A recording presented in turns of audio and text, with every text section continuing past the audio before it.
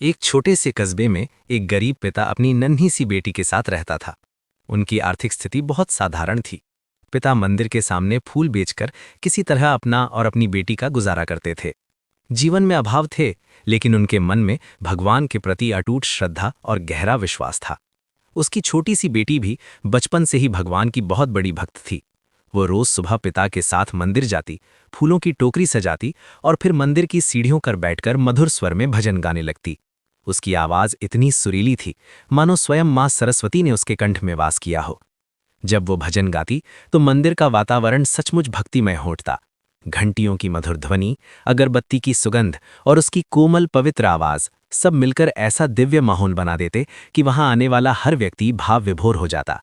कई लोगों की आंखें नम हो जातीं और मन अपने आप शांति से भर जाता। धीरे धीरे उसकी मधुर वाणी की चर्चा पूरे कस्बे में फैल गई। लोग सिर्फ भगवान के दर्शन के लिए ही नहीं, बल्कि उस नन्ही बच्ची का भजन सुनने भी आने लगे। कई बार तो मंदिर के बाहर भीड़ लग जाती और सब शांत होकर उसकी आवाज में डूब जाते। समय यूं ही बीतता गया। एक दिन शहर से आए एक प्रसिद्ध गायक की नज़र उस बच्ची पर पड़ी। वो किसी कार्यक्रम के सिलसिले में वहां आया था। जैसे ही उसके कानों में उस बच्ची का भजन पड़ा, वो ठिठक कर वहीं खड़ा रह गया। उसकी आंखों में आश्चर्य था और चेहरे पर प्रसन्नता। भजन समाप्त होने के बाद वो बच्ची और उसके पिता के पास आया।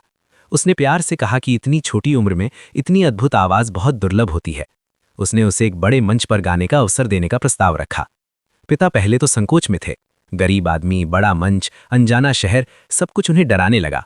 लेकिन बेटी की प्रतिभा और भगवान की कृपा पर विश्वास करके उन्होंने अनुमति दे दी। कुछ ही दिनों बाद वो बच्ची पहली बार एक बड़े मंच पर पहुंची। रोशनी, भीड़, सन्नाटा और बीच में वो नन्ही सी बच्ची।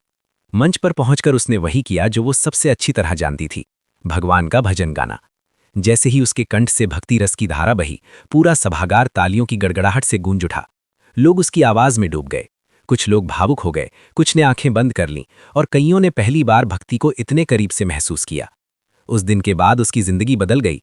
उसे कई कार्यक्रमों में बुलाया जाने लगा। धीरे धीरे वो पूरे देश भर में प्रसिद्ध हो गई।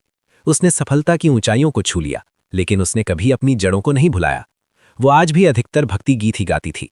उसके लिए गायन केवल प्रसिद्धि का साधन नहीं था, बल्कि भगवान की सेवा और सच्ची आराधना का माध्यम था।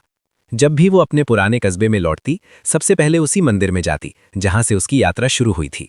वहीं सीढ़ियों पर बैठकर उसी श्रद्धा के साथ फिर से भजन गाती और उसके पिता की आंखों में गर्व और कृतज्ञता के आंसू चमक उठते।